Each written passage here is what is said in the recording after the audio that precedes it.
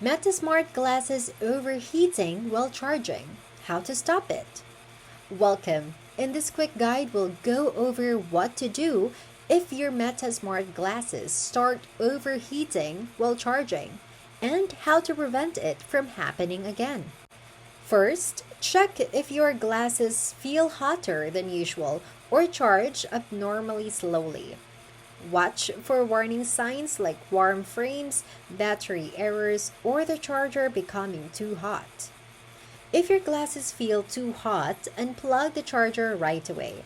This prevents potential short circuits or battery swelling. Avoid using the device while it's charging. Place your glasses in a cool, open area away from direct sunlight. Do not use fans or cold packs. Just let them cool naturally for at least 10 to 15 minutes. Inspect your charger, cable, and port for dirt or damage. Always use the original Meta charger and avoid charging on soft or hot surfaces. If overheating continues, contact Meta support.